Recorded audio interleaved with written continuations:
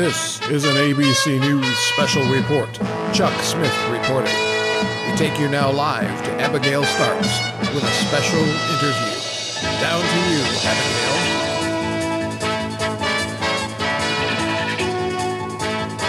Hello, everybody. This is Abagail Starks interviewing Shelly Starks. Hello, everyone. I'm very excited to be a part of Abagail's interview. And I'm excited to hear what she's going to ask me today, and I hope that you're going to enjoy it because she's put a lot of effort and time into getting it ready.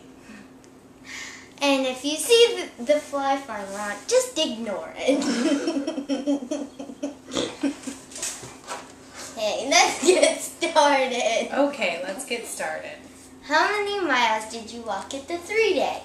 So we're talking about the breast cancer 3-day that I just did on Friday, Saturday, and Sunday, October 29th, 30th, and 31st, right? We walked a total of 60 miles. What kind of clothing did you wear?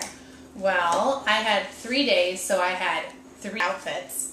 So I had to wear something that would be cool and something that would breathe because you're going to be sweating and you're going to be walking a lot. 60 miles is a lot. And I had to wear, so I wore pants, like yoga pants or shorts, and I wore tank tops. And then, of course, I wore tennis shoes. But here's the trick. You want to make sure that you have 2 pairs of tennis shoes, because your feet may get really tired of walking in the 1 pair of tennis shoes and you need to be able to switch it. Or your feet could get wet in your tennis shoes and you don't want to walk in wet shoes the rest of the time. What did you sleep in at night? Well, we got to sleep in a sea of pink. We call it a sea of pink. It is pink tents. And I was very lucky because somebody put my tent up for me. Otherwise, after you walk 20 miles, you have to come back to camp and put your own tent up. So I was very lucky. Where was your campgrounds? My campgrounds were in St. Petersburg, and it was at a park. So there were lots of trees and lots of open areas. And they were able to put the sea of pink tents out. How many months did you train? We trained for about 8 months. And what we did was 2 to 3 times a week. We would walk anywhere from 5 to 10 miles. But it's such a long time that sometimes that's not enough training. So if I decide to do this next year, which I'm not sure yet if I'm going to do it yet because my feet are still really sore, then we might have to train more. These are really great questions. Why are you walking the 3-day? I am walking the 3-day because I would like to see an end to breast cancer. The other reason is because our grandmothers, both of my grandmas, your great-grandmas, both had breast cancer, and they're survivors. And I have had 2 lumps that have been precancerous and have had them removed in lumpectomies. And I've been very blessed to have doctors that can have the facilities that they need to take those out so that I don't have to worry about it.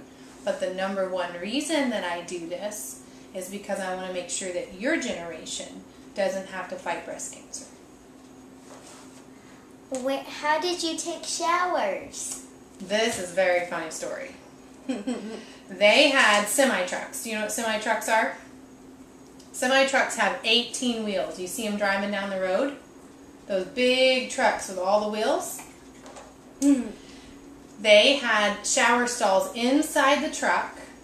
And outside the truck, there was a thing that came out the side of it, and it had a mirror with sinks.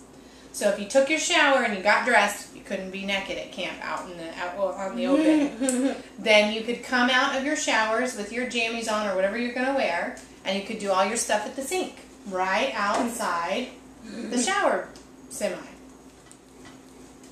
Did you have fun walking? I did. A lot of people, and I got to hear all their stories. I got to make a lot of new friends that I will always be friends with from now until forever. What 3 days did you walk? October 29th, 30th, and 31st.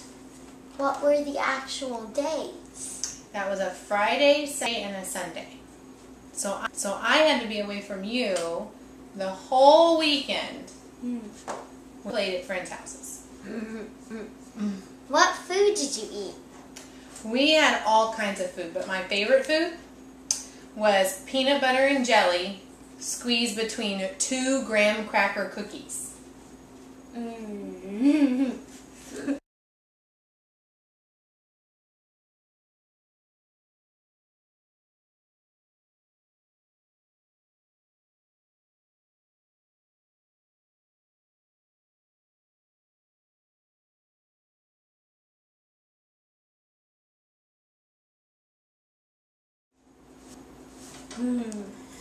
And that was all my questions.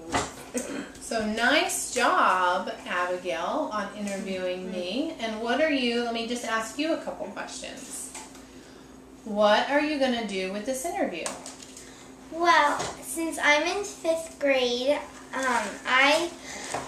we go to this thing called Enterprise Village, and Enterprise Village, it's kind of like you get to be a grown-up, and you get to work and do checks and go to a bank, and you eat lunch somewhere, and you work at a business, and you have to do a certain job, like a real business. Okay.